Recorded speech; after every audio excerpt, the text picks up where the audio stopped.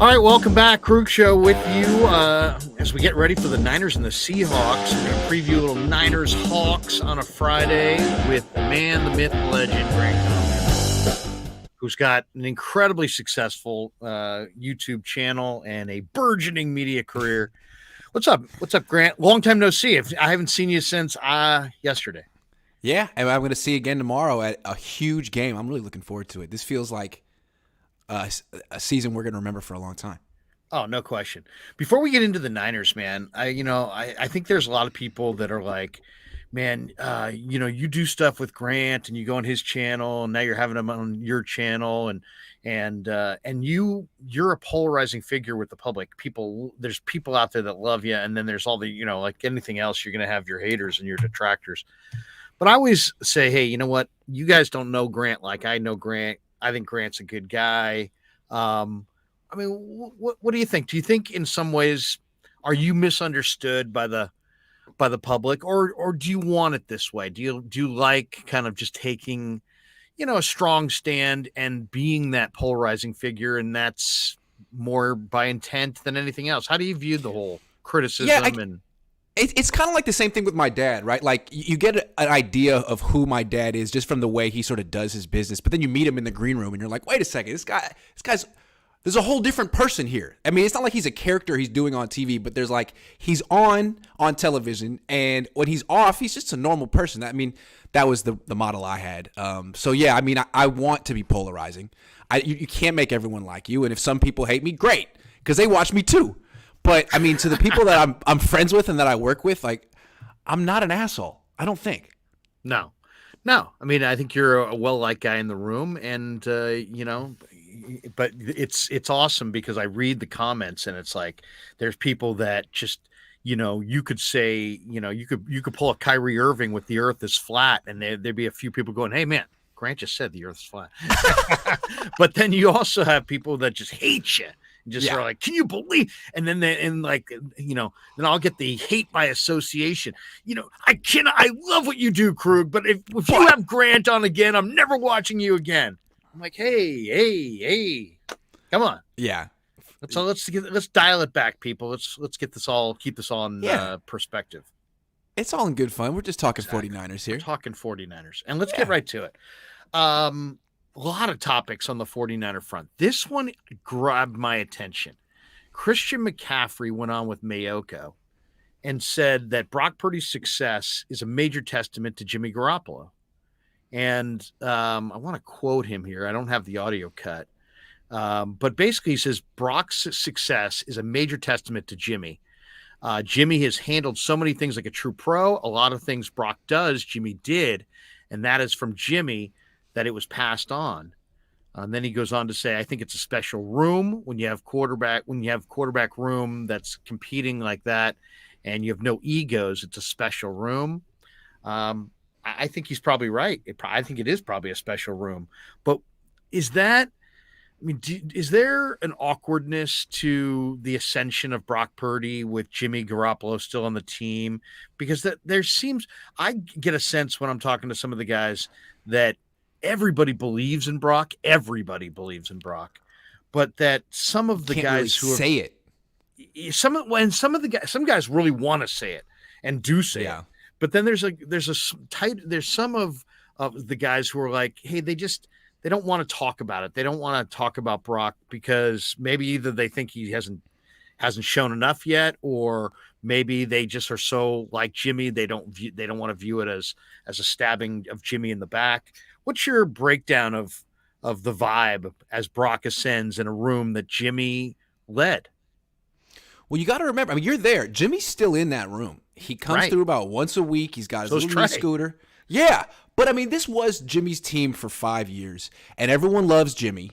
And I think it's just a diplomatic thing to say while he's still on the team. People said this stuff about Alex Smith when he was, humiliated on the sideline watching Colin Kaepernick take his job. A lot of people were like, hey, you got to give Alex credit.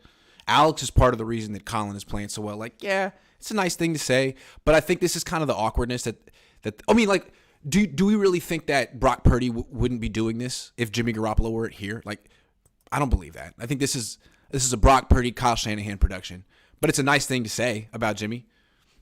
I think that Sorry. I think also, a guy like McCaffrey, who's pretty new to the room himself.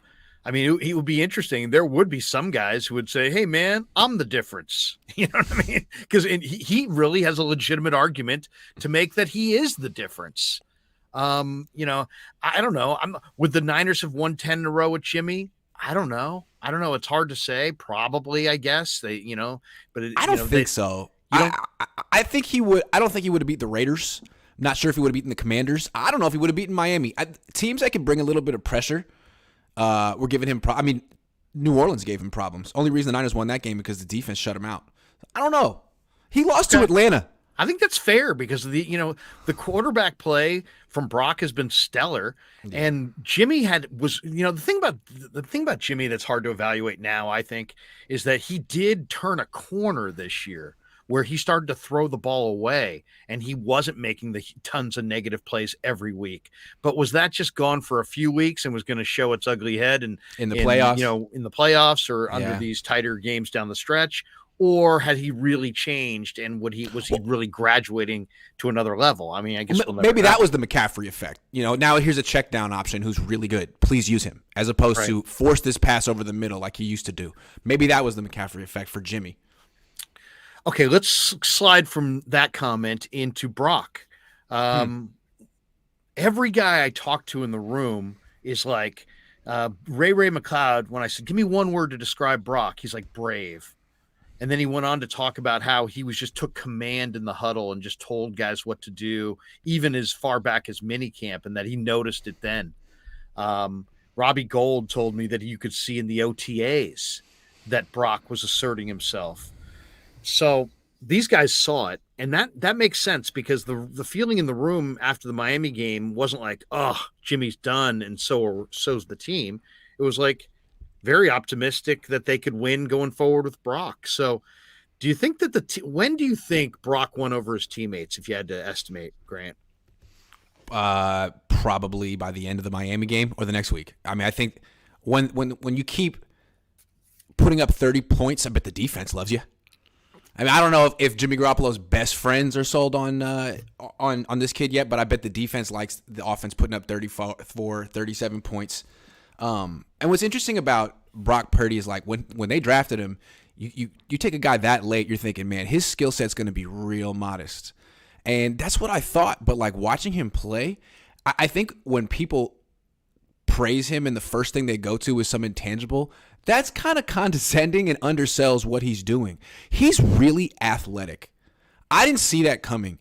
But the skill set that he's showing right now to me is what people wanted Zach Wilson to be. When Zach Wilson came out of BYU, people were thinking, oh, man, look at this guy. He can really get out of the pocket. He can create off script. I mean, he's not Patrick Mahomes, but look at how he plays. Look at how he improvises. And he's supposed to have a really big arm. Now, he's terrible. But Brock Purdy does all of that stuff, but he's a good quarterback with a slightly less strong arm. It seems like that's what's so exciting about him, how he throws on the move, how he gets away from pressure. You've done, I'm sure, a number of hits with Pops. By the way, happy birthday. Today's your birthday, Thank you. Huh? Yeah. Somebody in the chat here is like, hey, this is Grant's birthday. And I knew it was Grant's birthday because we just talked about it a couple of weeks ago that I'm on the 12th and you're on the 13th. Oh, you yesterday? Happy birthday. Yeah, look at that. Happy birthday. Nice. There you go. Nice. Still in the after effects of it. Nice. But what does your dad say because he saw Joe Montana from the beginning to the end. And now here comes Brock Purdy. And I don't want to say he's Joe Montana. We don't want to put that kind of pressure on the kid. But there's a lot of similarities. And I'm just kind of wondering, has Lowell said anything about we have talked about this. There definitely are similarities. I mean, to me, the similarities, and I think why I think Bill Walsh would really like Brock Purdy is the feet. Everyone always talked about Jimmy Garoppolo quick release. Yes, he had it, but he had to kind of plant himself into one spot to have that release. And once he had to move, his feet were heavy, and it had a tough time resetting his feet. Brock Purdy has really quick, nimble, like dancer feet. Almost like Joe Montana. That was Joe's best feature. It seemed like. I didn't watch him, but what people talk about was how quick he was, and that's this guy too. But also, unlike Jeff Garcia, who is kind of frenetic, this guy's so calm. Like Joe. And what's fun, you can't compare anyone to the greatest quarterback of all time. But to be fair, Joe wasn't doing this as a rookie. You know what I'm saying? Like Joe was 25 when he made his run in 1981. So what Brock's doing is, you could compare it to anyone. No one's done this before. They have that same escapability. It's that quickness factor. It's like, and you think about, what did the Niners really want when they decided that Jimmy wasn't good enough? And people have to remember, it wasn't media people who did this. John Lynch and Kyle Shanahan decided that Jimmy Garoppolo was not good enough.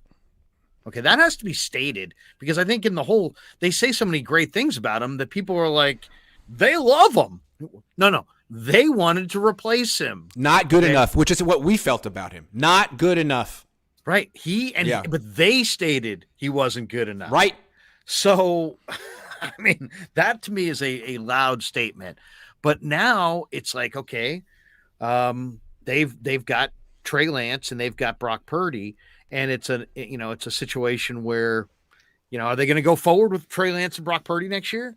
Is that going to be the situation? Or are they going to bring in, is Trey Lance at some point going to say, hey, I want out if Brock Purdy continues to be the starter?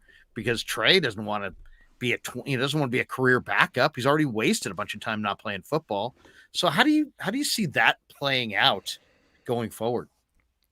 Well, I mean, you just said it. Like, why did they get Trey Lance? Because they wanted a quarterback who could do certain things that Jimmy can't do. Move, create off script, get the ball down the field. I mean, the zone read stuff was not why they drafted Trey Lance. It was something they were doing early on in the growth process. Those three things are things that Purdy's doing really, really well right now. And if he continues to do it well, and he shows he can do it in the playoffs, then you're getting all this for $900,000 a year. He's the guy. And you get it for 3 more years, he's the guy. So, sorry, Trey Lance, but at that point, instead of having him as a rookie, as a backup, I'd trade him. But they won't. They won't. What they'll do is they'll say, like, we don't really know for sure about Brock Purdy, so why don't we keep Trey for 1 more year on the bench? And obviously they could get more from this year than if they wait a year, keep him on the bench, and try to trade him next year. Then his value goes down. But they'll say that's the cost of learning if Brock Purdy's the real deal. And I guess I understand that. I guess I do. But I think if you traded Trey now, you probably get a second, and maybe a conditional pick that could be a first down the line. You trade him next year, you probably just get a second. But I guess you need to find out what you really have in Brock. All right, let's get to Brock. What's the game plan tomorrow? What's the game plan tomorrow? What's the offensive game plan for the 49ers? Because Okay. it's going to be rainy. Yeah. They're saying it's going to, from what I just heard the weather report, it's going to rain like as we're early in the morning, it's going to look ugly. Mm-hmm. And then it's going to be kind of intermittent rain during the game time. And then as soon as people are getting ready to hit the road, it's going to be a massive deluge coming home. So that's what the rain forecast at least says right now. So it might not be the rainy. It's going to be a very soggy field, but it may not be tons of rain. But in those hours that it doesn't rain, they're saying that's when the wind is going to kick up. Well, so hold on. I got it right here. It says it's going to be raining a lot in the morning. It's going to die down by kickoff, but it's supposed to pick up as the afternoon goes along. So it's looking here like it's going to be raining more in the second half than the first half. And I think that's key. So I think what the Niners always do is if they win the toss, they defer. I wouldn't do that in this game.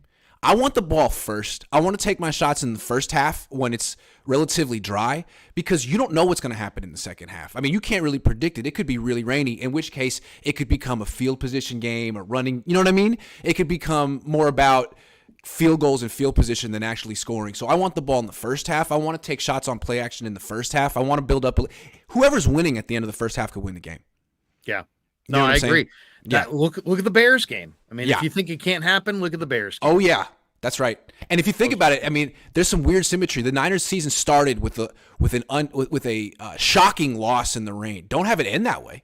Right. Yeah. Be prepared for this. Be prepared for this. I agree. Yeah. I think there's the same way it's a strategy. Now, here's the thing about that, though. It's an interesting thought that you have. I agree with you, but the teams kind of vibe and flow. I don't know. To me, it seems like in the playoffs, a lot of times it's a different vibe, but teams are trying to get into the comfort zone Well, how do you get into a comfort zone? You do what you did in the regular season. And then in the regular season, they've always deferred and always kind of played that we score last into the half, but we get the ball coming out. And they kind of played that to perfection in several of their wins. At least I know I'm not sure several, but multiple of their wins. And you don't want to change what you're doing when you're the 2 seed facing a 7 seed, but if you do what's comfortable to make your guys comfortable, or do you advocate kind of a strategy, which I agree with. I think there's a time for this, and this is the time. Yeah, I mean, it's just scary to play for the second half when it could be raining way more in the second half than the first half, in which case you might have missed your opportunity. Like that's what happened in Chicago. They feel they should have won that game, but they just didn't make their move early enough, and had it not rained when it did, they would have won the game. Well, don't let that happen in the playoffs. That's why I would say take the ball. Take the ball, score. I mean, make your move early because the Niners defense has given up touchdowns on the first drive quite a few times this year. Right? Yes. And Seattle, and the Chargers. Yeah, they've done it. I mean, just last week, the week before that. I mean, so I think people know you got to go at the Niners defense early, and I don't know. Don't fall behind in this game. Don't fall behind. Donation time from Napatillo 63 says, "What is your guys' game day routine?" Grant, what's your game day routine? I get there about 2.5 hours before kickoff. I walk downstairs to the media room and drop off all my stuff. Then I walk up and get an omelet or get some food. Probably say hello to Larry. Get some coffee. Eat too much food. Start off with a pretzel, some Sour Patch Kids, move on to – I eat way too – I eat like a pig. It's all free. It's nice. It's all kind of a new development, too. I don't remember that they didn't used to have a candy station. No. It's now terrible. They have a full-on candy station. It's like, wow. So good.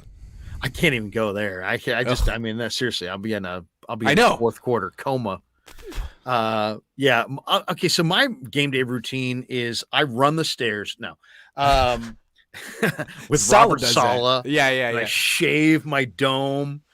I'm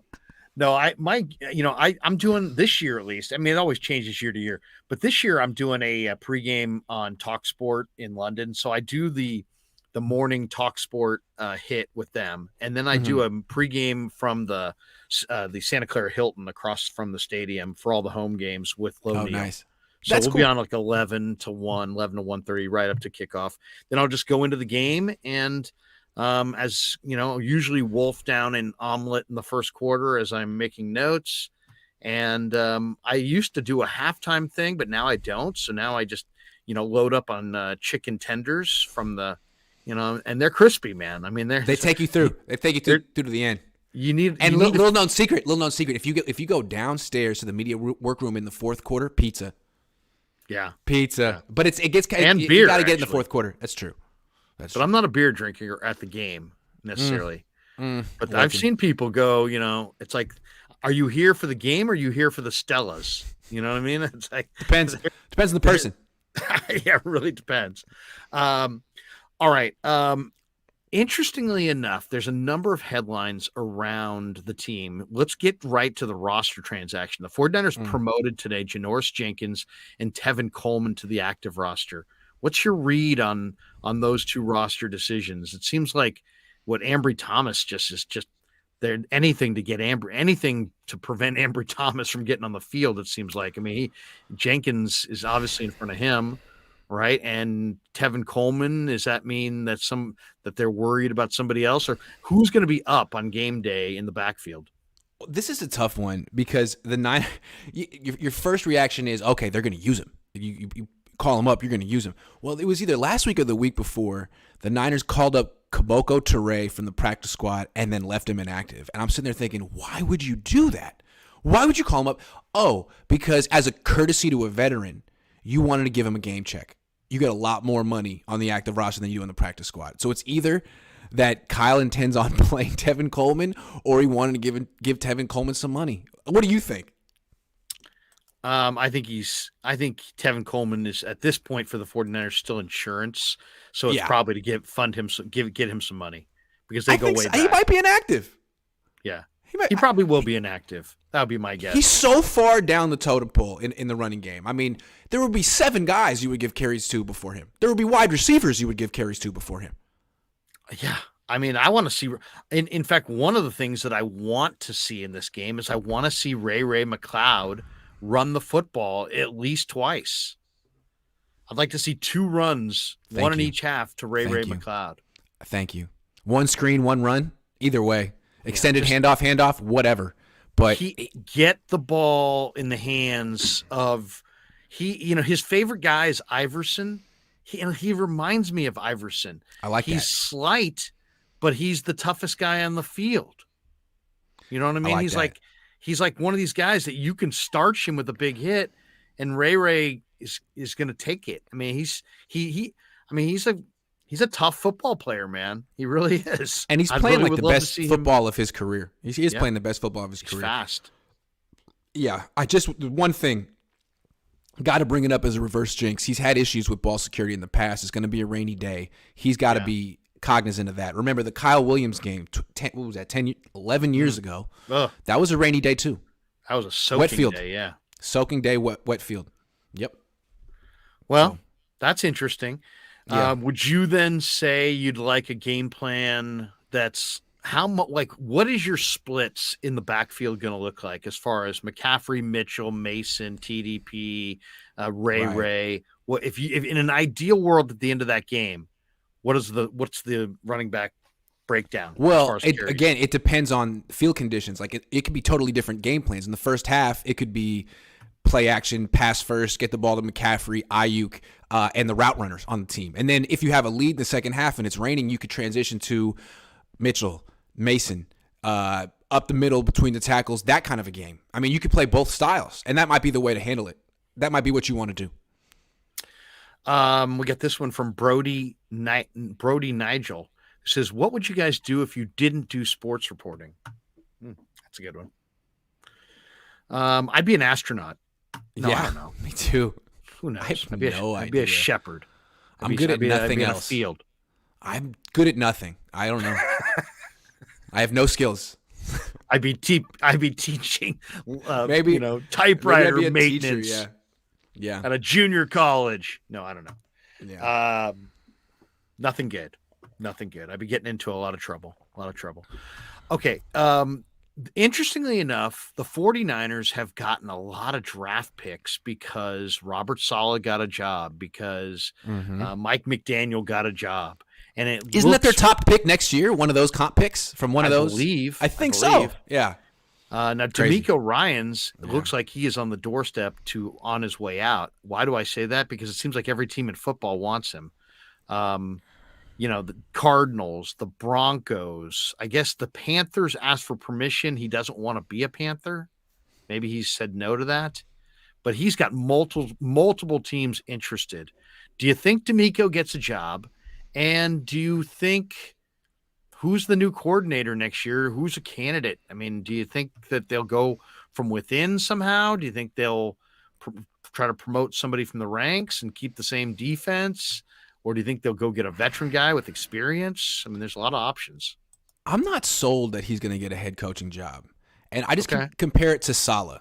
Saleh, everyone thought he was going to get a head coaching job during that Super Bowl run. But he got beat out for the job in Cleveland by Stefanski. And I think the way people looked at Saleh at that time was, man, you got the best front, 4-man pass rush in the league. You don't have to do that much. How much is it you and how much is it the talent? Then next year, Nick Bosa went down and Robert Saleh had a top 5 defense without him. And people were like, okay, your coordinator chops are established at this point. And he seemed like a good leader. DeMeco seems like an off-the-charts leader. But again, I mean, Pete Carroll said it this week. The Niners don't do a lot on defense. They don't try to fool you. It's just an overwhelming front four. And, when that front four hasn't been overwhelming this season, the Niners defense has looked vulnerable.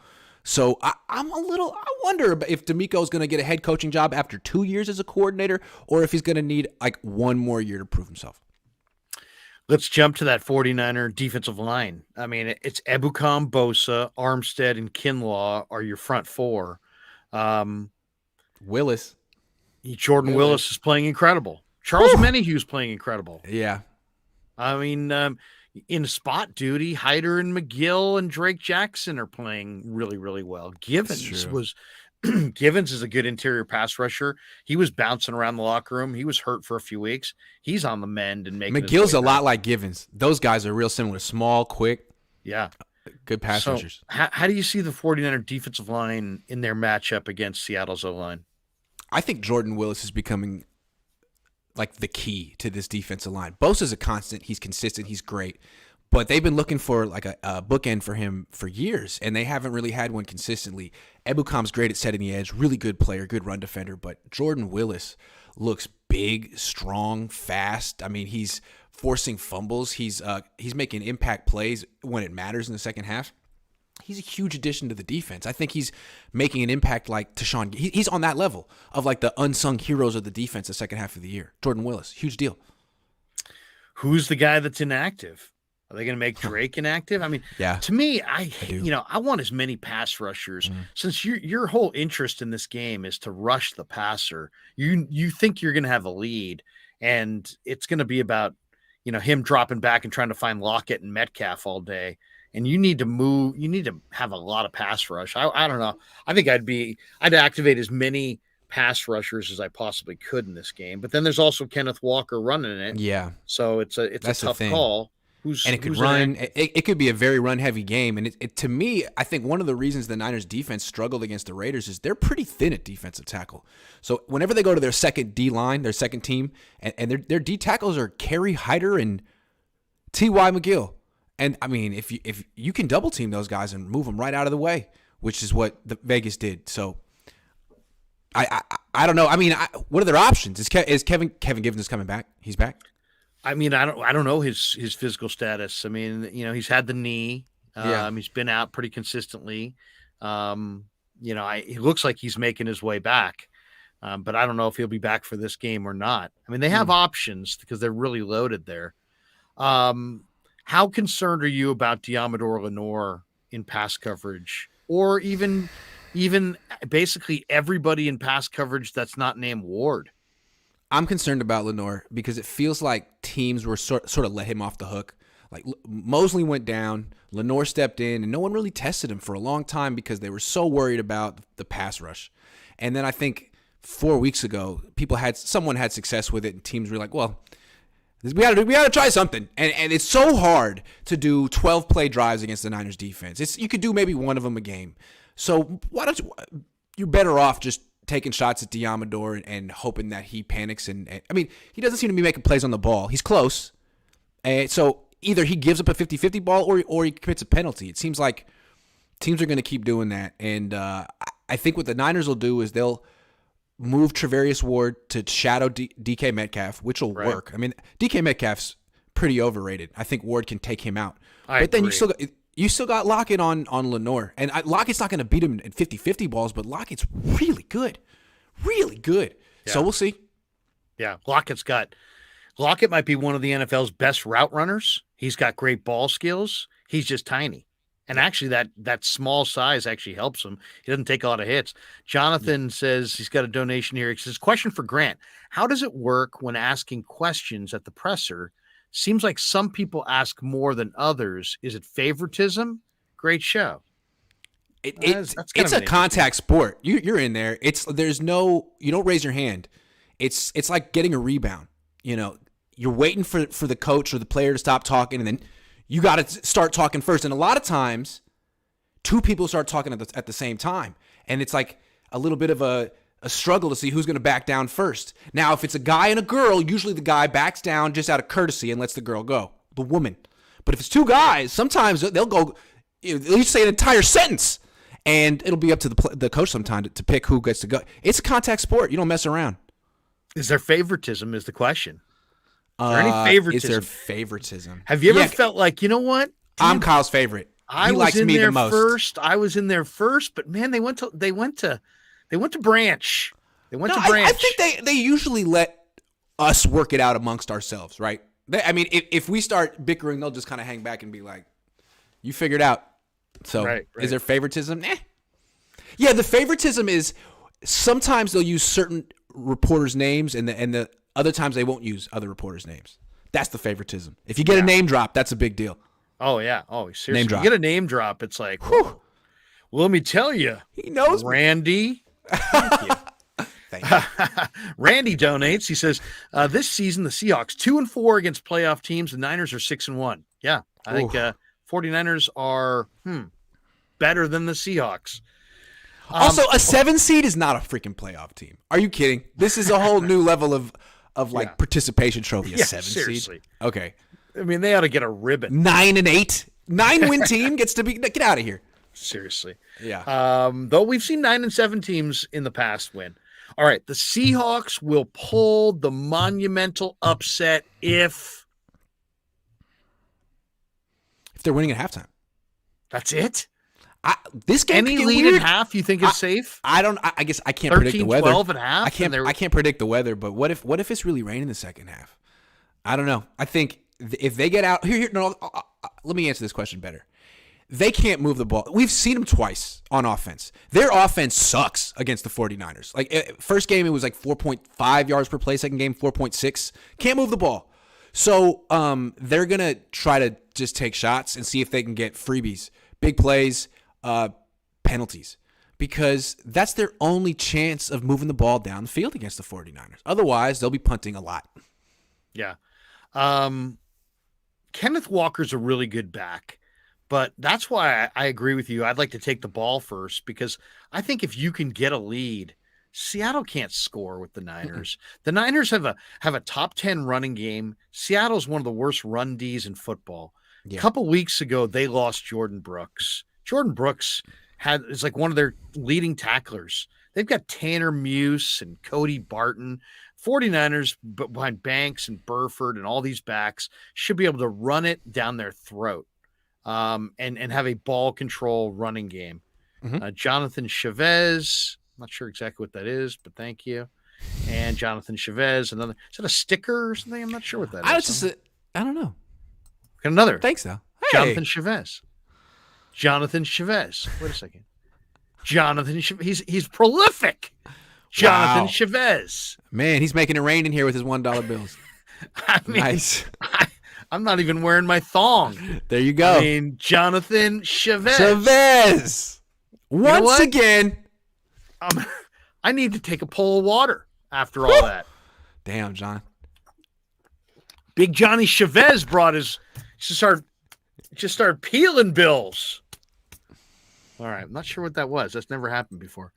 Brody Nigel. What do you guys think of Dave? Oh, come on. I like Dave. Nice. He's cool. I like Dave. I like Dave. I know you have battled. He's always been nice to me. I haven't always been nice. You guys have always been nice to him. You guys have warred more than anything. Your nations have warred the Cohn zone ites and the. Lombardi. I think he muted me on Twitter. He does a good job of exercising restraint. He never says anything snarky to me, and I've baited him so many times. So he always takes the high road. He's not a bad guy, but he's a different guy. He's different. He's a Stanford guy. He's very. I'm the one who gave him his start. So anybody who wants to get mad at me. David does a great job. He works really hard. He was on my Stanford pregame show, and Sometimes I feel though that he like does all the things I do, but just in the opposite way. You know what I'm saying? Yeah. I see what Grant did. I could do it just the exact opposite. I was like, that's true. You know what I like about this whole medium? I mean, tell me what you think of this. It's just like. The fan wins, right? Yeah. Why? Because you cover the team your way. Right. I cover the team my way. Right. He covers the team his way. Right. We're doing it in the same platform. Right. But the fan is the winner because you get these three different kinds of or more. I mean, there's more people than just us, obviously. There's lots. So whatever your speed is, whatever your style is, you got it. It's there. And there's a lot for you if you don't want to sit there and plug away on TV or radio or as Draymond Green would say, old media. Old media. Yeah, this is the essence of new media. The essence. Yeah. So, I mean, I think Dave, I'll retweet him. I got nothing but respect for his hustle and his grind. Yeah, seriously. We see him all the time. Spider-Man, $10. Thank you, Spider. He says, if E-Man was healthy, talking about Emmanuel Mosley, I don't think it's far-fetched to say the Niners are close to a Super Bowl lock. Lenore really worries me, overreacting too much. There's a big drop overreaching, from one. Overreaching, overreacting, overacting. Not sure. Overacting? Overacts. He worries me too. I like Lenore. I think Lenore's tough. First of all, Lenore's a tough kid from LA who's not going to back down. Yeah. He's also young, and he's going to play better football down the road. He's trying to improve. Yeah. I know I've talked to him about the matchup. He's got go listen to the interview I did with him. He's really, really like competitive football player and a smart football player, but he's also playing a really hellaciously difficult position, a corner in the NFL as a starter, and he's being picked on because he's opposite a number one guy like Charvarius. So this game is going to be like Diamador Lenore's final exam at whatever the hardest college you can think of, because now you got a guy who can tie you up in pretzels with, like a pretzel with all kinds of moves and double moves. That's why the key in this football game is Bosa, Willis, that front line. It's got to move Geno, because if he's got time, this Lockett will double and triple move Lenore, and he'll be standing, he'll free himself up, and they'll be, but you can't bank. You can't necessarily bank on the pass rush like winning the day, because if it's a really wet field, that plays in the hands of the offensive line. So what I think one thing they got to do is hide Lenore. As much as you can't let Seattle get DK on. I think DK is overrated, but that's a physical mismatch. He's way bigger than Lenore. And if AJ Green can catch 50-50 balls on Lenore, then so can DK. So you have to avoid that matchup as much as possible. They did that in the last meeting. And I think if and when the Niners win this game, same thing applies next week if they face Minnesota. You can't let Minnesota get Justin Jefferson on Diamador Lenore. And then in the NFC Championship game, you can't let Philly get A.J. Brown on Diamador Lenore. So these are things the Niners have to work around, because these are things teams want to do. No question. I mean, that's a great point. Jonathan Chavez makes another donation. He says, making it rain. Jonathan, again, he's relentless. He says, if I show love to Grant, got to show love to Krueg. Great show. Thank you. Thank you. Is he one of your regulars? Yeah. Randy says rain on natural grass is much different than turf. It's really about the drainage system. Like, if some of these fields in Florida, even as much as 10, 12 years ago, they would drain so much better than like the stick used to drain and all these other, it just, remember how muddy the stick was in some of those playoff games? The stick would be muddy even if it wasn't raining, because in the afternoon, like high tide, like the water table would come up and you couldn't run outside the numbers. Yeah. I was talking to Tom Rathman about that in the press box the other day, and he was like, that was our secret. You can't run routes out there out in the afternoon. Right. So it's like they, the 49ers knew their surface, but you're right. I mean, you see it even at Oracle Park in right field. That surface, I mean, it could be a perfectly nice day. Right fielder goes into the corner, he's going to slip because it's like so close to the water and all the, it's just wet. Yeah. It's difficult. Interesting story this week. Adam Peters has declined offers to interview for a GM job.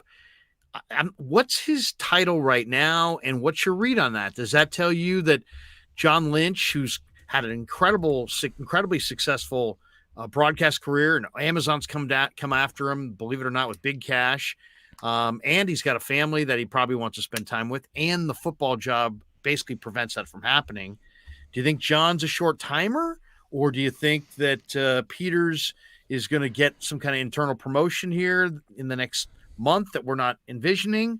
Or do you think it's just Peters is a local guy and he just was willing to wait it out with a good organization and stay here and win a couple rings, with the Niners before making any other decisions? What's your read on the whole thing?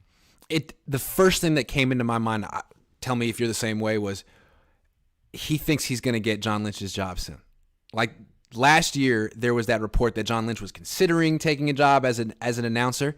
Maybe Adam Peters feels, hey, there's no reason to leave. This is a great job, a great organization. If I just stick it out a couple more years, who knows? It could be my job in waiting. I think that was the first thing that popped in my head. Maybe that's not what he's thinking. What did you think?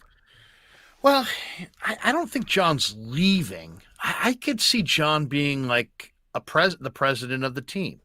Now it's Al Guido, but I mean, you could have you could have multiple guys. You could have a football president of your team. I mean, the Niners, I think, have had that position in the past. I don't know. Yeah, you could. But maybe let Peters do a little bit more hands-on as far as the roster. Maybe Lynch is dealing with the whole team. I mean, Lynch is such a valuable piece for being the face of the team, and he's such a credible, good public face. Right. And there's such value in that. So I could see him kicking himself upstairs, maybe giving Peters some kind of a title. Maybe Peters gets a general manager title. But some of these announcer gigs pay a lot of money. They do. And they're, so maybe the hours are totally different. Yeah. And so maybe if they win the Super Bowl, John Lynch will say, you know what? I accomplished what I wanted to accomplish. This is a lot of time. I got, family. This is $15 million they're offering. Maybe that's it. Maybe not. Maybe Adam Peters feels that his stock isn't going down anytime soon, so there's no rush. He's always going to be. Maybe he feels that as long as the Niners are good, he's always going to be in demand.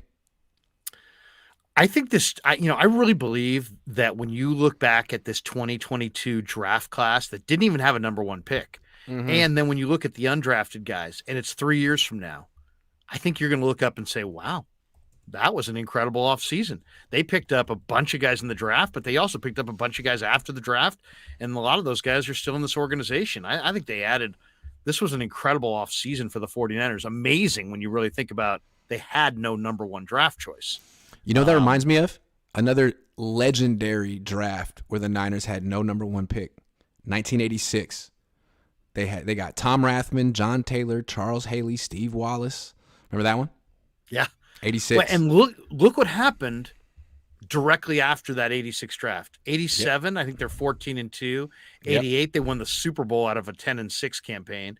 89, I think they go 14-2 again and win the Super Bowl. 90, they might have gone 14-2 again and lost on the Roger Craig fumble to the Giants, or they were on their way to a third Super Bowl. So you could make an argument that that 85 Rice, 86 draft of depth produced the greatest run in the history of the franchise. And I think the Niners, when you look at this draft, I mean, we don't know what Trey's going to be from the year before, but as far as this draft, as far as depth, I think it's going to give them a run where they're going to be a contender for the next 5 years. Well, if Brock Purdy's their franchise quarterback, then this is the most legendary draft of all time. Yeah. Well, and that's if they got nobody. But then when you look at all the other guys that they got, Burford, Drake Jackson. We haven't even seen the best of Drake Jackson. Those guys are going to be pretty good, those two. Yeah. I'll tell you the guy that I love is Kalia Davis. Now, they didn't take him off the NFI list, and that option's no longer on the table. But I really love what I saw in practice. I mean, that guy no need to rush him. moves. No need to rush him. Yeah. He'll be good. Get him for July. Toby Rivera says he's a donation. I think the 49ers are going to blitz heavy against Geno to keep pressure off the back end and to frustrate Geno. Everybody talks, Grant, about how, and they will continue to talk about, one of the key factors in this game is Brock Purdy making his first playoff start. This is also Geno's first playoff start. And I agree with Toby there. I'm not sure if they'll do it early, especially on a wet field. But I bet you as they get a hold of the game, you're going to see first and second down blitzes. If the Seahawks start to pass it randomly, get behind, you're going to see all kinds of exotics. I think they're going to dial it up. I just think a big problem with the Seahawks is their offensive coordinator is Shane Waldron, who's one of these Sean McVay disciples, and the Niners own McVay and his disciples, and they own Shanahan's disciples and LaFleur's disciples. If you want to put up points on the Niners, it helps to come from a different tree. McDaniels did it. Andy Reid did it. I don't see Shane Waldron doing it. I just don't. Yeah. Story of the day in the NFL, Sean McVay has told the Rams he's going to remain as the team's head coach. Niners doing backflips and cartwheels in Santa Clara. Exactly. Backing away from the game for just a second to take a kind of a macro view on the division. Who is the team that's going to run with the Niners atop this division going forward? You think Seattle is coming. They got a top 5 pick next year. They had, they didn't have. Their draft class was really good too. The guys they got this year, Kenneth Walker, Tariq Woolen, they have a really good coach. Seattle. I don't know what Arizona's doing. They have to start over entirely. Yeah, I mean, Arizona is just such a bad organization. I mean, and it has been for so long that, gosh, you can't say it's Arizona. And the Rams paying as much for the top players on their roster and now have those guys coming to the end of their careers. they're in a bad cap situation. I do like Les Snead as an evaluator, but no, it's got to be Seattle. It's absolutely got to be Seattle.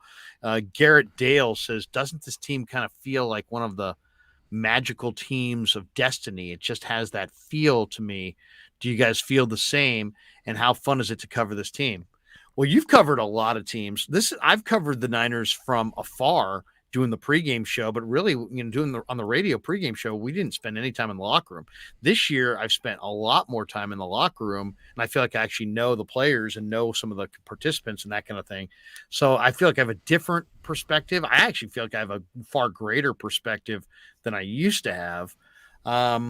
It does have a magic carpet ride feel. I mean, it's like it's they're getting healthy at the right time. They got the McCaffrey trade made. Somehow they navigated this incredibly, rife with Steve Young. I forget what Steve Young called it. He was like, it's I think he said rife with terror. Mm-hmm. The idea of this like ongoing quarterback debate. Who's the guy? It was Trey, then it was Jimmy. Jimmy's gone, then Jimmy's back, then Jimmy's hurt. Now it's Brock. The fact that the team stayed united all the way through that is a minor miracle. So, yeah, I get that magic carpet ride vibe because of where they're at and how it's all come together. Now you've got special teams, the best I've seen in years. You've got, from the Niners at least, you've got a defense that's legitimate and starting to peak. You've got weapons galore, and you've got a very accurate, young, seemingly tough-minded young quarterback to distribute it. Kyle calling the plays. I think this, on paper, looks like the Niners' best chance to go to the Super Bowl. This is definitely. I think this might be their best chance to win the Super Bowl in a long time, and that's saying something because it's a rookie. It's true. I just want to say that this does feel like the most magical season I've covered, but 2012, that team was good. Kaepernick took over. I mean, it destroyed the Packers. Remember what he did in the playoffs to some of those teams?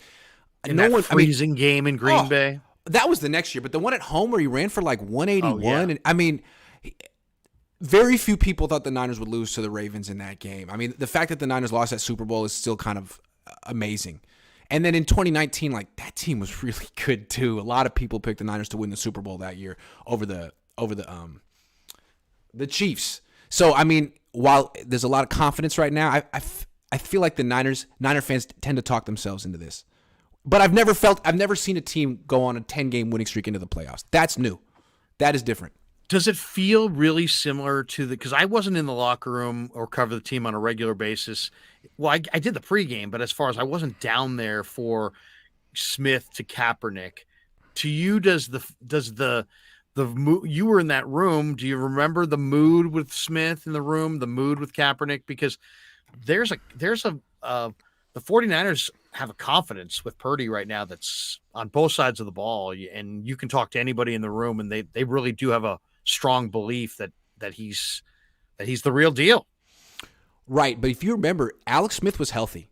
Kaepernick kept that job because he played so well. And Alex Smith was just standing there. He was a captain. He was holding the clipboard. He had to stand there and take it. Jimmy isn't capable of playing. So the Niners can sort of sidestep this whole controversy. But that was a controversy. And if you remember, there were reports that a significant segment of the locker room felt that Collins should not be the starter and that Alex should not lose his job to injury. Go back and look at his numbers. I think he had a 106 rating that year. I think his completion percentage was over 70. So it was controversial. But at the same time, Kaepernick was really, really good, and the offense took off, kind of like this year with Brock. Yeah, I talked to Charvarius the other day, and he's like, "Do I love Brock? They score 35 a game. Yeah, I love Brock." It's like even if the guy didn't know Brock's name, he'd be like, "I love the quarterback. We're scoring 35 a game." That's what's so exciting. If you're a 49er fan, why should you be excited? Because you got a great defense and your offense out of nowhere is scoring 35 a game. Easily. And you need to score 35 a game. But what they got with Purdy, isn't it ironic that they saw in Mahomes and Josh Allen a pocket passer with next level ability because of movement ability. They coveted that in the draft. They went after it with Trey. And they got a prospect that has those traits but needs lots of refinement. Then they got really that exact player in Purdy. He's a pocket player with movement ability to evade the rush. I had no idea he had this kind of mobility. But what's interesting is I think the Niners, if they could have taken Zach Wilson instead of Trey Lance, I think they would have. I think they love Zach Wilson. And I think the reason people like Zach Wilson is what we're seeing in Purdy. What we're seeing in Purdy. Purdy is doing the stuff that people thought Zach Wilson would do in the NFL and doesn't do. Now, I know Zach Wilson has a stronger arm. Who freaking cares? That's overrated. All the things that matter, Purdy does better, and he has all that quickness and mobility that Zach Wilson was supposed to have. So if Zach Wilson was the number 2 pick in the draft, Purdy's playing like it. The one thing when you watch Zach Wilson at BYU, and every evaluator knew there was going to be an adjustment, is you could have parked a Chevy Suburban between the D line and him. His line was that good, that dominant, and he never was touched. And that obviously in the NFL, you got to be able to throw with the guys all around you. And Purdy learned that more, I guess, you could argue at also their temperaments are way different. Purdy's like super mature, grounded. And this guy is nothing against Josh Rosen, but he seems very entitled. You know, he seemed like Stacy's mom's got it going on. Yeah, man, it seems like the teammates don't like him. Everyone likes Purdy. Yeah, no, sir. Yeah. He's the mom guy. LZ says, any chance Chris is it Kocharik or Koceric? Koceric. I asked him this question in August. Okay. I said, "You're the best D-line coach." I've been calling it. I asked him. I said, "Everyone knows you're the best D-line coach in the league. Do you ever have aspirations to be a coordinator?" He said, "I used to." And then people said you have to watch coverage, so I started to. And then I noticed that I wasn't watching coverage, and I was watching the pass rush, and I figured maybe that's all I want to watch. So the answer is no. I don't want to be a coordinator. That's what he said to me. Yeah, but he's very valuable as a defensive line coach, and it's like the guys that you talk to in the room, they swear by him. And he's high energy, and they run some exotics up front. And a lot of that is, it looks like controlled chaos and guys just flow, but there's timing. It's not just we all go. It's like you go and I go, and it's coordinated. That's what's so dominant about the Niner front. They're stacked, they're loaded, they've got Bosa, and they're running coordinated games up front, and they're doing it like almost perfectly at times. And it's like guys are getting home. It's something to watch. It really is. There's two kind of coaches. There's the coaches with the microscopic view. That's Koceric. I'm looking at your get off. I'm the little details. And there's coaches with panoramic views. Those are the coordinators. I'm not sure. He said he's not that guy. He doesn't want to be panoramic view guy. He's microscopic. Yeah, he wants to. And also that he's a screamer yeller. He doesn't want to get into the all the technical breakdown of a defense. He wants to motivate. Yeah. Brandon Ziegler says, Grant brought me to all other 49er channels. I got good taste. See, I introduced you to the right people. You rising tide carries all boats, and you're saying that Grant is the equivalent of a YouTube tsunami. Good. Let's all eat. There's enough for everyone. Okay. This is interesting. It's not a super chat, but it's good. Roberto says Purdy is going to win the Super Bowl number 6, and I'm here for it. We're talking about him being the Cinderella story. What if it's Geno? What if this whole season was actually Geno's Cinderella story? Because, Purdy's gone. I mean, he's a great story, but Geno's is actually a better story. Geno went through hell. Story. Geno went through hell. Geno was left for dead. Nobody believed in Geno. Yeah. And now, what is your view of the Seahawks coming in? Because what my view of them is that they've already had a great season. The over-under was 4.5 or 5. I said to people early on, I'm like, bet the over, man. Seahawks are too good of a team, and I love their draft. Well, look at their draft presented. 2 starting tackles, a starting runner, 2 starting corners, and then they got other guys. They got Boye Mafe, and they got some other guys. But I see a team that was playing great early. They've discovered Geno. They have Denver's pick. So they're kind of like being like walking around the casino with a pocket full of chips. Yeah. If they lose this game, they're like, hey, we had a great year. Great year. So exactly. Look, I think people are trying to compare this to the Rams of last year. Like, oh, you got to play them 3 times, and you couldn't beat the Rams 3 times last year. But if you go back and remember, the Rams definitely made improvements from game 1 to game 2. Game 1 was a blowout. Game 2 was really close. They almost won it. And so you could see going into game 3, well, maybe the Rams are improving, and once you give Stafford a third chance, he'll actually get it done. The Seahawks haven't improved. They didn't show any improvement from game 1 to game 2. Their offense was DOA in both games, and they gave up fewer points in the second game, but that's because the Niners missed a field goal and then kneeled the game out at the 1-yard line. So I still think the Seahawks' only chance here is if it gets really wet and rainy and something weird happens, which absolutely could happen. I would say this, I threw it to you earlier. The Seahawks will win the game if, I'm going to say, as much as I respect them, I think they have to be +3 in turnovers to win the game. I don't think if they're +2, that's going to be enough. I think 49ers are cooking too much on offense and defense. They'll get some stops. They'll score some points. If the Niners are -3, they could easily lose this game. And that could happen. It's a wet field. You got a rookie quarterback. You don't know. But if they're -3, they got a chance to lose. I think it's going to be a low-scoring game. I don't know how much scoring is going to happen in the second half. So it could be, it could take just 1 turnover. It could take 2. We'll see. The All-Pro list is out. What'd you think of it? It's Trent, it's Bosa, it is Hufanga and Fred Warner. And then second team, who's the second team again? It's Kittle. George Odom. And George Odom. Yeah. George Odom has really gotten better and better and better as the year has gone on as far as special teams tackles, man. He's on fire on special teams. That was a phenomenal addition. He makes play after play after play. Yeah, he's been really good. You could argue that Ray McLeod is just as good on special teams. He probably should have been on that second team or close to it. Trey Greenlaw should have been on that second team. I understand Christian McCaffrey not making it because it's hard to put him over Barkley or Jacobs, but he would be 3. If there was a third team All-Pro, it probably would be or should be him. Hufanga is the maybe the controversial one, just because he struggled a little bit the last few weeks. But I mean, I understand it. The Niners are the number 1 defense in the league, and I think AP wanted to give them guys at all 3 levels. So who else would you pick in the secondary? Well, yeah.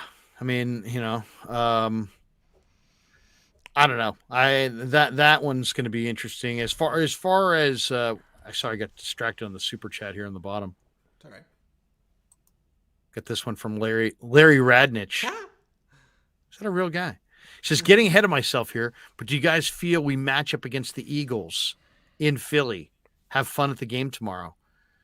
Yeah, I mean, that's the one thing. This is the one thing, the players don't look ahead. The coaches can't look ahead.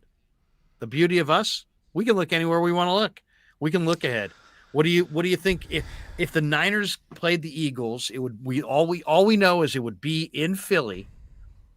And Philly does have 2 phenomenal offensive linemen in Lane Johnson and Travis Kelce to negate the 49ers killer D-line. What do you think? Philly has a couple of things that make them problematic for the Niners. They have the best offensive line in the league, and they have a really good D-line too. So that's a team that could win the trenches against the Niners. They also have a quarterback who scrambles and can get out of the pocket and buy time, run for first downs. The Niners give that up a lot. So I'm not saying they'll beat the Niners, but that makes it a competitive game right there. Yeah, I think, A.J. Brown and Devontae Smith. The whole game to me is, can the 49er D-line with all of its depth and talent go against a really good, as Grant just stated, Philly O-line and put some pressure on Hurts? Because I really don't think that Charvarius and Diamador Lenore and Hufanga and the Niners secondary will be able to stand up to A.J. Brown and Devontae Smith if Hurts has time to throw. If you can move him off the spot and rush him, confuse him, all kinds of action going on up front, and he's not seeing it clearly down the field, then I think that helps your chances a lot. But that's my big concern in Philly, is that who stops Devontae Smith? Right. Can Lenore stop Devontae Smith? He's very refined and he's very fast. And then A.J. Brown is 6'1", 230, totally dominant. Yeah, you could put Travarius Ward on A.J. Brown, but who's going to stop Devontae Smith? It's a good point. Right. The only question I have in that game is just overall, when the teams hit the field, are the 49ers, who have a ton of athletes and are really fresh, kind of bouncing around and feeling good. The Eagles have a bunch of guys, Chauncey Gardner-Johnson, Lane Johnson, the guys that are hurt, Jalen Hurts, guys who are dinged up. I'm just wondering if we get to that game and the Niners just look like they overwhelm Philly with too much athleticism. This is interesting. Patek says Niners should sign Mike Hughes from the Lions. He's talking about the corner. In the offseason? Hey, where's corner on your list of offseason needs, Grant? I like Emmanuel Mosley. I hate what happened to him. I'd like to bring him back, but I guess I don't know. I guess you got to count on him taking a step back a little bit coming off an ACL injury. But I don't know. I like Mosley so much. I almost think he's better than Ward. What do you think? I thought Mosley was playing like a Pro Bowl corner this year. He's big, he's fast, he's aggressive, he's tough. How about that? What game was it, Grant, where he came flying up on a play and just detonated on somebody right on the opposing sideline? Did you remember that? It was early this year. He's so good. He's so good. I would give him another chance. I'd rather bring him back than Mike McGlinchey. Nothing against Mike McGlinchey, but I feel like the Niners keep trying to talk themselves into him being good enough when they could upgrade there. Mosley was an impact player. I like Mike McGlinchey, but you got to the NFC Championship last year with Tom Compton. True. And when you run out of corners, you're cooked. So I would, if I got to prioritize, I'm prioritizing the corner. Yeah. Ryan Brown, Krueg, you're the man for you and Grant. If the Niners do not win the Super Bowl, what will be the primary reason for it to be? Is that Ryan Brown, my brother-in-law? I don't know. I'm sure it might be a relative. What do you think? If the Niners don't win the Super Bowl, what will be the reason? Kyle being Kyle. You think it's going to get down to a close game and he swallows the olive? I mean, that's what he's done in the past, frankly. It'll be him. I mean, he'll probably be able to say... How much of it has been him, Grant? How much has been his quarterback? That's what we're going to find out. I guess we'll find that out, right? I guess we'll find that. You could say it was the quarterback, but if it happens again this year, then it will be 3 quarterbacks. It will have been Garoppolo, Matt Ryan, and Purdy. So we'll see. At some point, Kyle's the common denominator. I'll say I don't want to repeat myself, but to me, the Niners are a team built on a deep, talented, well-coordinated defensive line. And if they get into the final game against Josh Allen, Jalen Hurts, and Patrick Mahomes, and they can't bother them and move them off the spot and not let them get to that second launch point and carve up their secondary. Checkmate. To me, that's it right there. Yep. I have a feeling at the end of this year, we're going to be talking about the injury to Emmanuel Mosley and who are the good corners in the draft. Yep. That free agency. Or free agency, yeah. I'm with you on that. Absolutely. Yeah, I keep going back to the 2012 season, 10 years ago. Great defense. The offense came along for the ride with Colin Kaepernick. And then at the very end, Joe Flacco exposed the Niners' weaknesses in the secondary. Chris Culliver, Carlos Rogers, Terrell Brown. They weren't good enough. And the Niners lost in the Super Bowl 34-31. They lost a high-scoring game. Their offense came to play a little bit late. Their defense didn't.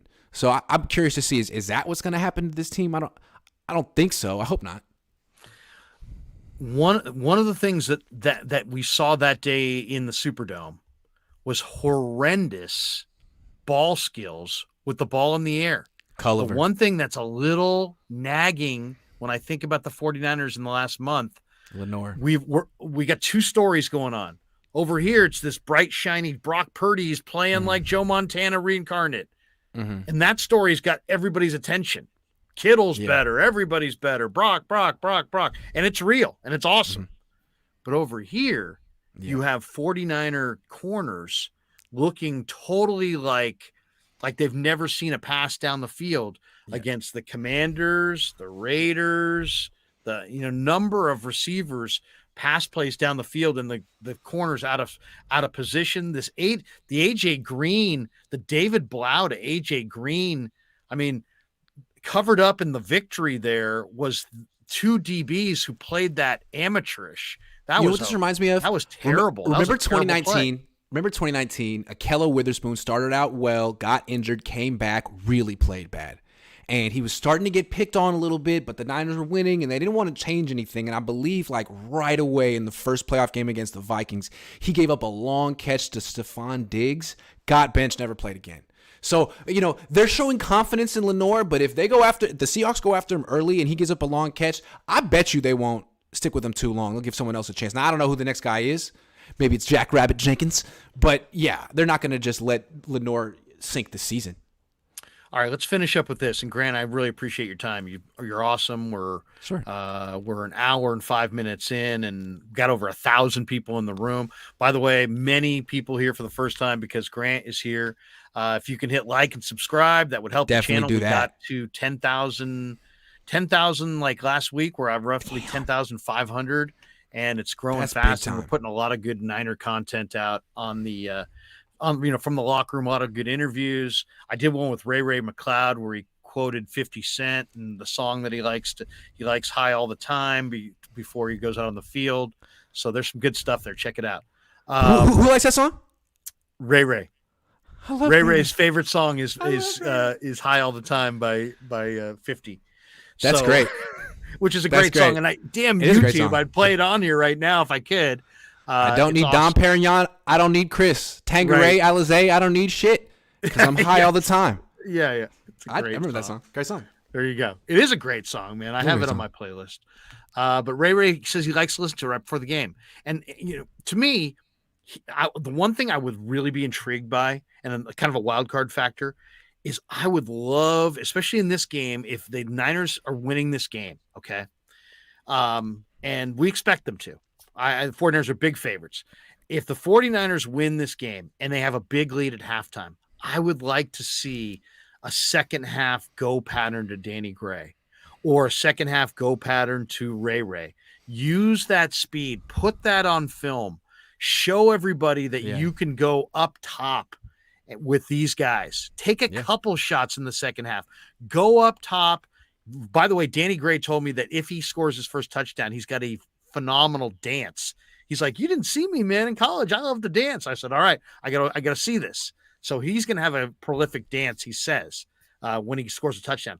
But Grant, I think this is a key for them winning it all, is that if they can get deep in this game with Danny Gray or Ray McLeod and get to the edges with Ray in the run game and get deep with one of them, and put that on film, that's just going to open up the field, make people honor the deep pass, and then you just let Brock Purdy carve them up underneath with all the short stuff. I think getting deep in the second half in garbage time is a major key for this team advancing to the Super Bowl. I still think that Kyle Shanahan is a conservative game manager at heart, and I think the rain might bring out his conservative nature. So I think we might see, put it this way, he might take shots, but I don't know if he's going to be giving the ball to people he doesn't trust 100% with their ball security. Yeah. You know what I mean? There's no question. Because that's how the Niners lose. They beat themselves. They beat themselves. I'm just saying, if the game is not decided, but let's say they've got a good lead. Boost someone's confidence. Show something else. Seattle's defense, or the Niners' defense is bottling up Seattle. I think it's a great idea. I think I just think Kyle's going to get tight. I just think Kyle's going to get tight. Film. I like it. I agree with you. Do it. If you can burn some safeties on the film and watch Danny Gray, and even if you don't complete it, just throw it down the field to show everybody, because Gray's got speed for days, and so does Ray. All right. Well, let's finish with this. Let's finish with the rest of these games in the NFL this weekend. Let's get some predictions, and we'll finish with the Niners last one. Even though it's the first game, we'll do that one last. Give me your thoughts quickly. Chargers, Jaguars. It's the Saturday night game, 5:15 on NBC. The Chargers are in Jacksonville, but it's the Chargers as a 1.5 point favorite. I'm picking the Chargers to win that game. Where are you there? I think I'm leaning Jacksonville just because Mike Williams isn't going to play. He got injured in the last game that didn't count, which was a major screw-up by Brandon Staley. So I'm going to go with the surging Jacksonville Jaguars. Their defense is playing great, and they have some athletes. I'll say this about Trent Baalke he does draft athletes. Defense. Yeah. So if you like big-time athletes, you'll like his teams typically. All right, Sunday morning game, 10 a.m. in Buffalo. Dolphins, Bills, divisional battle. Buffalo is 13.5-point favorites. I'm taking Buffalo. I like them to win and cover. Yeah, they're gonna win. Buffalo, Miami has no chance. Yeah, that's that one. I think that's gonna be an avalanche. I think on Miami. All right, here we go. Giants Vikings in the 1:30 game on Fox from Minneapolis and the Twins. The Vikings are a field goal favorite over the G-men, and the Giants are kind of the sheep at home. At home. Wow. To me, Justin Jefferson wins this game all by himself, but the Giants are rugged, and I have a feeling they might play hard in this game. I think they're going to make this a game. Picking the Vikings. Okay. I'm picking the Vikings. I don't think the Giants have enough talent. Richie James Jr. Daniel Jones. No. Oh, by the way, in that Buffalo game, no Raheem Mostert. Yeah, good luck. Yeah, so that's not a good sign. Here's a tough one to predict, I think. What do you think of Ravens-Bengals? This is the Sunday night game in the 5:15 window on NBC from Cincinnati. Bengals 8.5-point favorites. Burrow to Chase is probably the best combo. And Bengals. But I mean, the Ravens do have a ton of experience. They did win 10 games. They are kind of a bully team. And if they get a lead, is Lamar going to play? No, I don't think so. No. Yeah. I like Tyler Huntley. I like him. I'm not even sure if Tyler Huntley's going to play. Give me Cincinnati. You're going Bengals. Going Bengals. All right, here's another one. Monday night, Cowboys Buccaneers. And in a way, this game is kind of a doomsday thing because normally Monday night you're like, hey, Monday Night Football, the nation's watching. What this means is you have one less day to prepare for the next round if you win. And that's what coaches think about. But what do you think of this one? Dallas is 12-5. The Buccaneers are kind of stumbling towards the finish. They finished 8-9, not even 9-8, 8-9. Dallas is only a 2.5-point favorite. Brady's 7-0 career against Dallas. So it's not like, Dallas has no history of beating Tom Brady. And then Prescott's been turning the ball over so much. Dallas has not won a postseason game on the road since 1992. 1992. It's a long time ago. I'm picking Tampa. I don't like that Dallas team. I don't like Mike McCarthy. There's something off about them. I'm not even that big of a fan of Dak Prescott. I think Dak Prescott was a quarterback who was really good when he was a fourth-round pick, making $900K a year, but as soon as they gave him that mega extension, he's not carrying that team anywhere. Nah, I think there's something wrong with them, and I wouldn't be surprised if that coach gets fired after the game. I'm picking Tampa. Wow. All right. Last one, Niners. But before that, we get a couple super chats. Jonathan Chavez making it rain again. You think Kyle's conservative nature or conservatism is holding Brock Purdy back? I don't think so. I think they're taking shots down the field. Nothing's holding this offense back right now. We're just going to see what happens in the playoffs, though. Yeah. The Dark Azrael says, would you guys want to see a Bosa versus Bosa Super Bowl? I would. Niners. Last time the Niners got it done, it was Niners Chargers. How about the rematch? That would be cool. Niners Chargers. That would be cool. I'm not expecting the Chargers to make it that far, but they do have the quarterback. They do. Here's my thought on the playoffs. If you're a Niner fan, I think the one team that might be able to beat Kansas City, just because they're divisional opponents, is the Chargers. And so I'm rooting for the Chargers to knock off Kansas City. Okay. In a Herbert Mahomes awesome playoff showdown. Yeah. All right. We're here at the. I'm rooting for the Niners to face the Chiefs again. I want to see a rematch. Do you? I think that would be cool. I want to see a rematch with a new quarterback. I think that would be cool. I think not that it wouldn't be legit if they didn't go through Kansas City, but to me that feels like the rivalry right now. The two best teams. Now if it's Buffalo, that's great too. But I can't. They have history. It's Mahomes. I can't stand the feeling of going against Andy Reid. 2 weeks to prepare. Feels like he toys with you. He's good. He's the one guy who can make Nick Bosa seem not dominant. He can almost make Nick Bosa seem like a liability at times, and he's the only one who can do that stuff. Well, Never seen anyone else do it. And then like he kind of toyed with the Niners the last time around with the McCole Hardman stuff. It was like he was trolling them. He's like, "Oh, I'll do your offense better than you'll do it." Yeah, it was crazy. Right. Yeah, you like that. And then did you see their ring around the Rosie play the other day?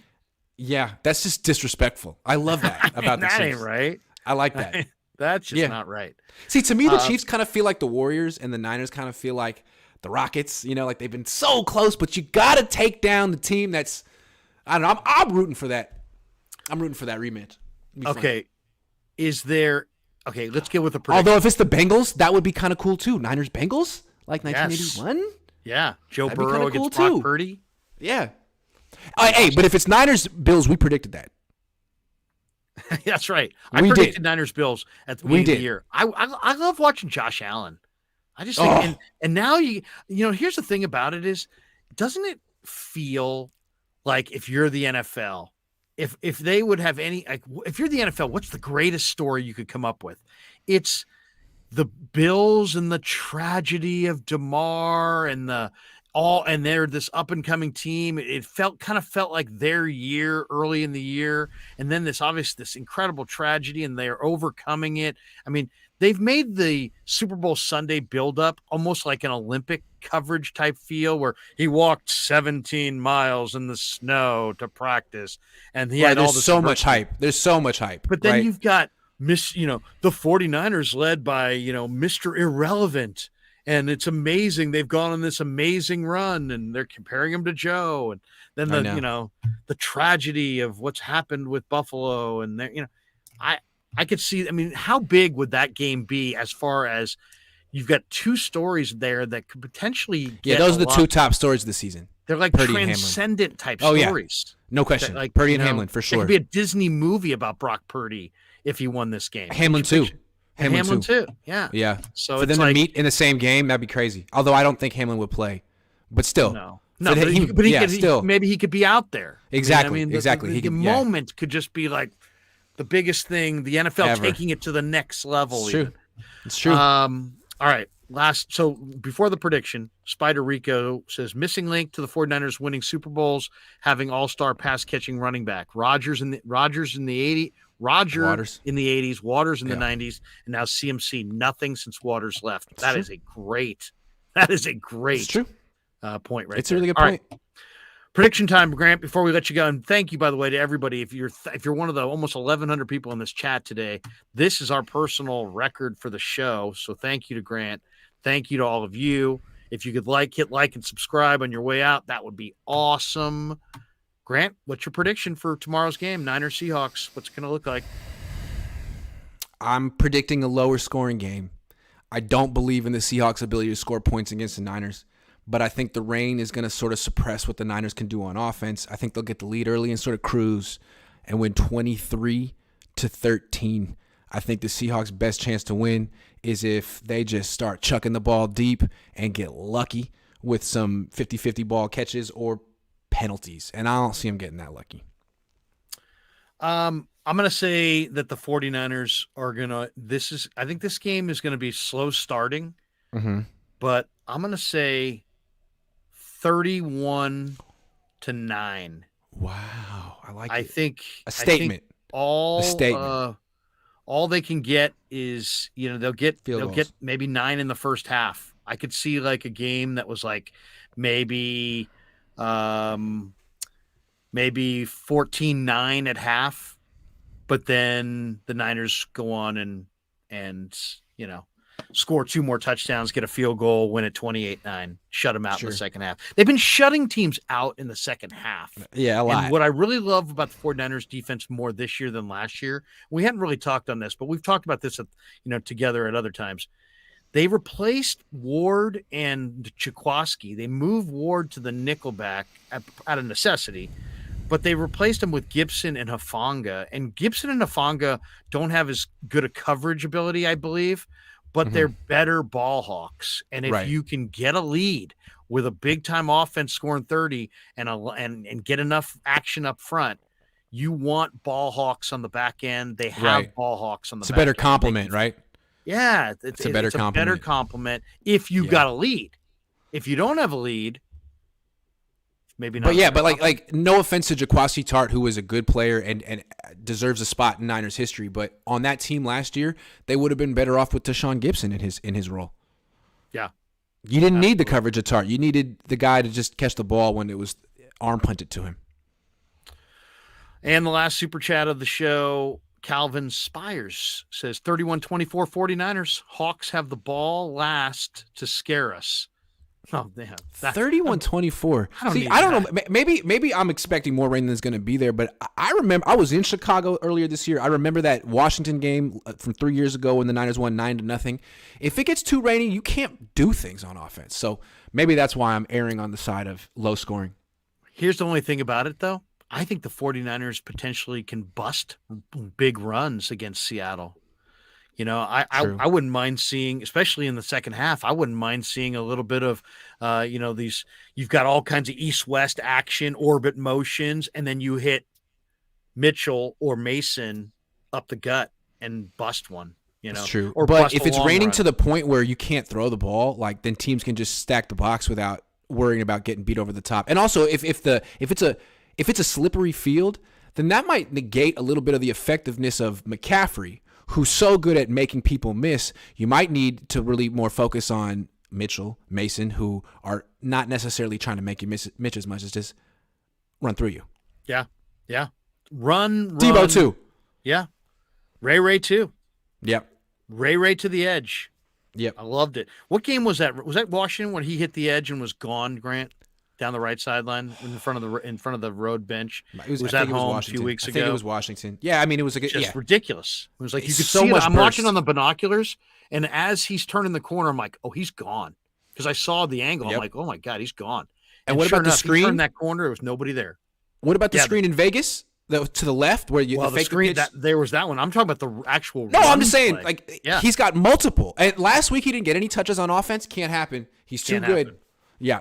They have so many. Stop forcing the ball to Debo. Stop. They have so many guys now. They don't need to force the ball to Debo. No. You know? Yeah. And they haven't had good results from forcing the ball to Debo this year. That was last year. Yeah. Where that worked. Trying to get out of here, but Mark Nunez says, don't go. He says, would $20 million in the bank make you less receptive to fundamentals help? Trey Lance didn't seem to agree he needed help in the offseason. Well, he definitely needed help. I don't know what he did in the offseason. I will say this, though, and I don't know how you feel about Trey, Grant. I like Trey as a prospect.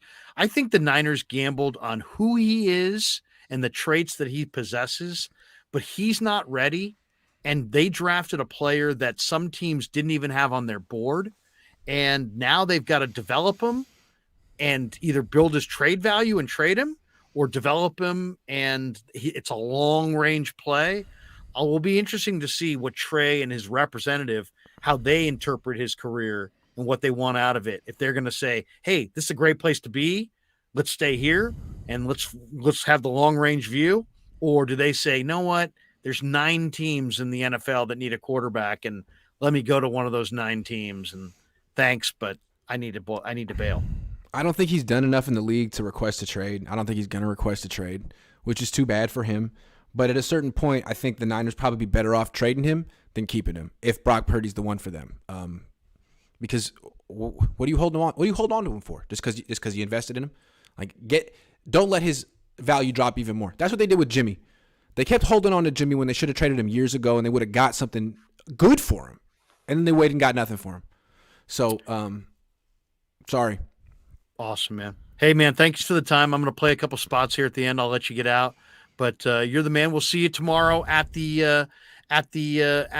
Levi's, and should be fun, man. These playoff games are the best. And thank you very much for all the momentum you've given our channel, and we really appreciate you, bro. Thanks. Would you send me the video of this so I could post some of the clips on my channel? Get a little cross-pollination going on? Thank you. We'll absolutely do it. Thank you very much. Talk to you soon. Take care. There you go, Grant Cohn. And he does a really good job. And, of course, I don't need to say follow his channel. You all already are following his channel. Most of you have not followed our channel. But, yeah, if you haven't followed Grant's channel, please do. Sean Shepard says $5. What up, Grant? What did I tell you? Juice has been playing chess. Happy birthday to Grant. Kanan is 3. Tomorrow also. Blessings to you and your family. Sean, I feel bad. I didn't put that up until Grant was already out of the chat, but I do appreciate you supporting the chat. All right. We have a couple of sponsors. We're gonna let you hear from the people who sponsor our show, just a couple of them. If you could help our sponsors out, that would be awesome as well. And then we'll have a couple last thoughts and call it a live stream on the Krueg Show.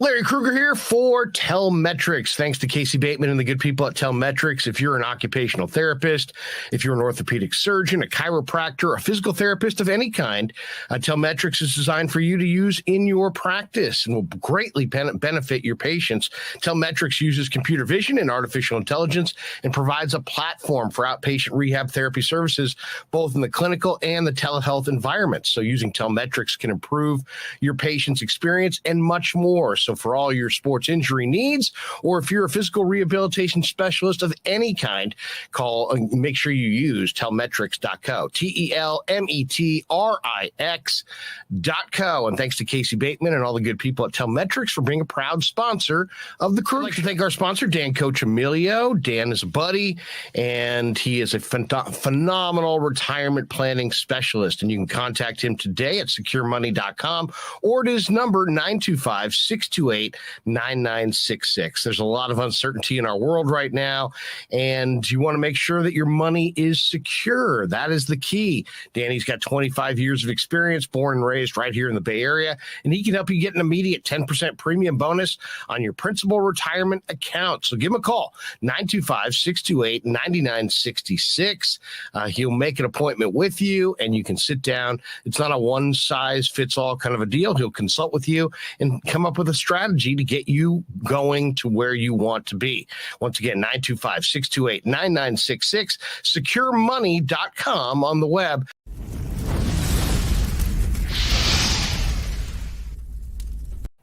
And thanks to Tony Casera and the good people at Casera's Italian Menswear. They are housing the Krueg Show t-shirts, and they're a proud sponsor of the show as well. The Krueg Show t-shirt, the Krueg Show podcast t-shirt is available there at their store in Dublin. Their address is 7372 San Ramon Road in Dublin, California. And go see Tony Casera and get yourself a Krueg Show t-shirt and support the show.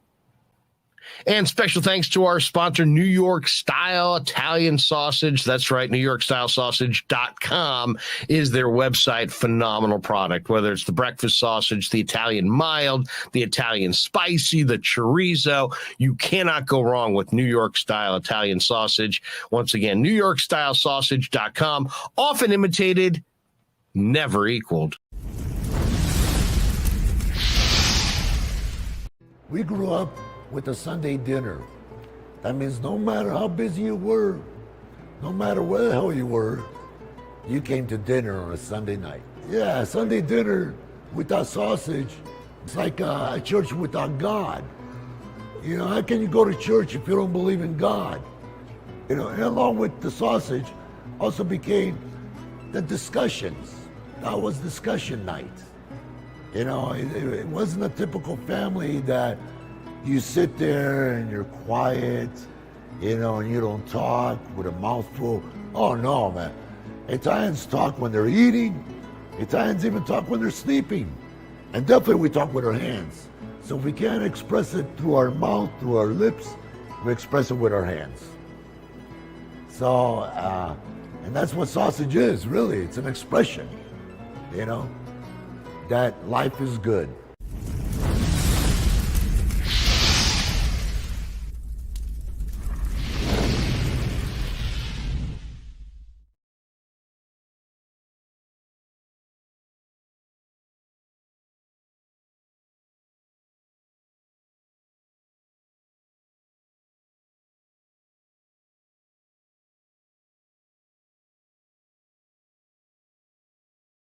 There we go. So I'm muted myself there.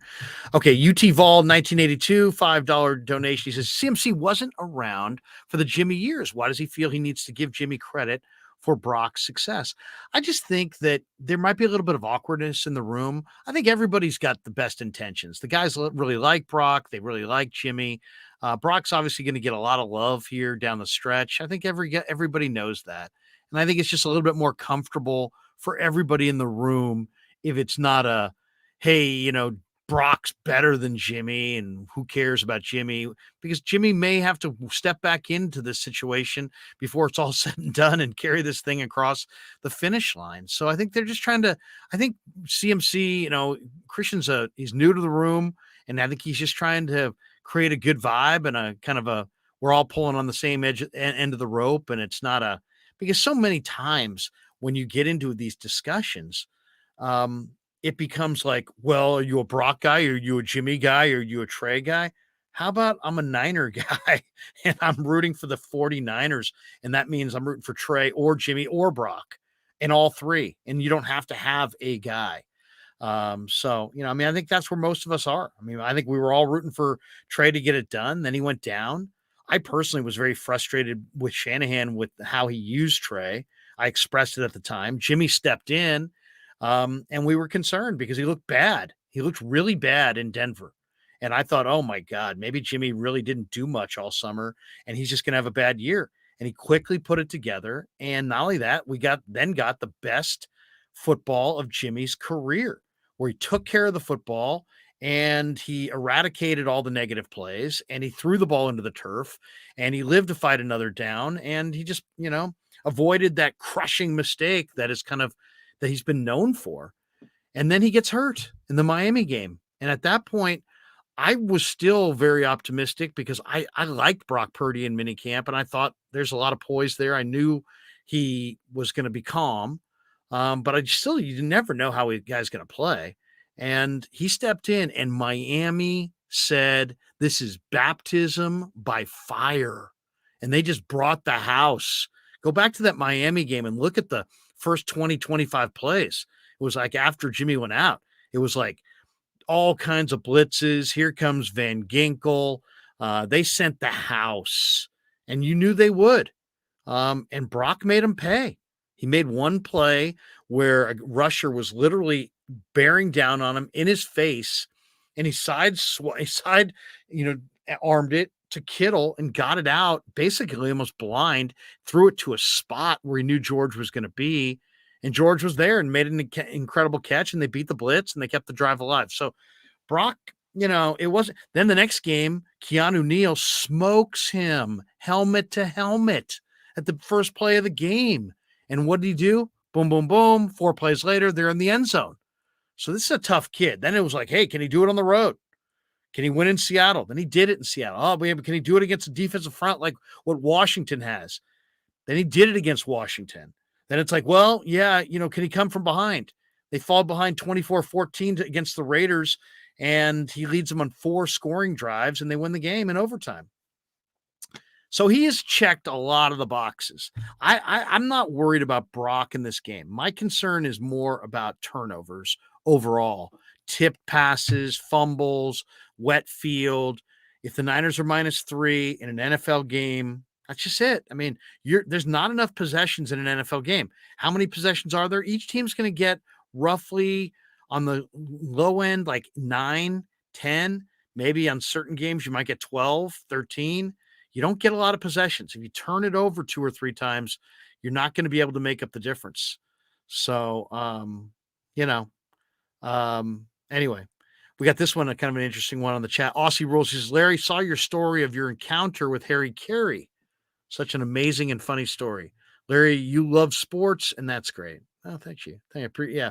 And one of the live streams, I told a story about sitting next to Harry Carey at a spring training game, which was really cool, except for the autograph seekers that came the entire game. And at the end of the game, he said, hey, kid, can I buy you a beer? I'm like, Harry, why are you buying me a beer? He's like, you've had little kids stepping over you for the entire game. And sure enough, he bought me a beer. I couldn't believe it. Absolutely could not believe it. Harry Carey was a gem, absolute gem.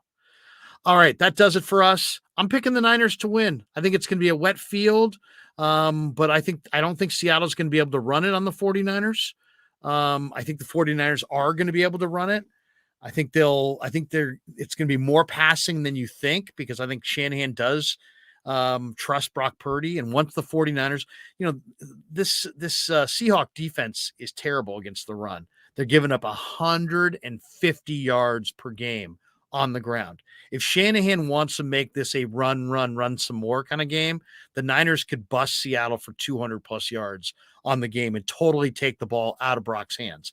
I don't think they're going to do that. I think it's going to be a little bit more balanced than that. I think there's a little bit more trust that Brock's going to make some highly efficient throws. And I'll say this, the Niner defense has got a ton of talent, and they're all been aiming for this game. So I think they're going to overwhelm. I think the crowd's going to be howling. They're going to, because it's a playoff game, there'll be no settling in early on. I think the defense is going to be an avalanche on Kenneth Walker. Seattle may bust a big one early. Wouldn't be surprised if they got on the scoreboard early on some big play. But then I think the 49er defense is going to set the tone and dominate the day. So I think, we kind of, Grant and I talked about this. We touched on this. It's a good season either way for Seattle, where the 49ers and the vibe in their room is like Super Bowl or bust. There's not anybody who's going to be happy with anything less than going to the Super Bowl. And there's even some that are not going to be happy with that either, that they need that sixth ring. They need that Super Bowl victory. That's what this organization is about. That's what that's their goal. So once you got as many Lombardi trophies as they have, 5, you don't celebrate near misses. And call that miserable, call that, short-sighted, say it's, you're not enjoying the trip, instead of it's life's not about the destination, it's about the trip. I get all the sayings. It's just the way it is. Just the way it is. When you've won 5 Super Bowls and you've gone to a ton of NFC Championship games, go look at how many NFC Championship games the 49ers have been to just in the last 20 years. It's an impressive number of NFC Championship games. They've come close a lot. When you've come close a lot and you've climbed that mountain 5 times, all you can think about is the 6th. And that's where they're at. That's where Jed's at. That's where Lynch is at. That's where Shanahan's at. Guys, that's where the players are at. That's where the fans are at. And it all begins tomorrow. So as far as tomorrow, I'll be on Talk Sport for the 49er UK Niner pregame tomorrow with the great Will Gavin. I'll be on tomorrow at 11 a.m. from the Santa Clara Hilton with Lo Neal on 95.7 The Game. I'll play some of the interviews I did in the locker room this week in that show, if we can bleep out the swearing, because it is radio. But we've done a whole slew of locker room interviews. Go to the Krueg Show on YouTube and check out. We sat down with Ray McLeod, Dre Greenlaw, Drake Jackson, Robbie Gold, and this is just all in the last day or two. So there's a ton of stuff there. I've interviewed virtually every guy in this entire team over the last, over this season. And there's probably, if you want to do a deep dive on some of these videos on our YouTube channel, you could probably watch for about 3 hours. And there's a lot of really, really good content there. So thanks to all the people who have helped put it together, Len Dempsey and all the people at the Krueg Show channel. We're not done for the day. We just did our live stream, and we are an hour and 37 minutes into this live stream. We're going again tonight at 7 o'clock. We're going to do a Niners Seahawks preview and take a look at it, as they say, behind enemy lines with Dave Softy Mahler, who is a character. And Softy's like, yeah, Krueg, I can join you, but I may be in my car. So now we're going to have some Seahawk KJR guy in his car trying to talk trash before the Niners, deal them a 4-touchdown beating. So that should be entertaining. So check that out tonight on the Krueg Show at 7 o'clock. We go live once again. Check us out at 7 o'clock on the Krueg Show. Once again, thank you to everybody in the chat. Thank you for everybody checking out the show for the first time. We still have close to 900 people in the room. If you haven't hit like or subscribe, if you could, that would help dramatically. If you hit like, that helps the algorithm just find more people. And then if you hit subscribe, that will just mean that you'll get an alert every time we're doing content. We're doing live streams, 3, 4, 5 times a week.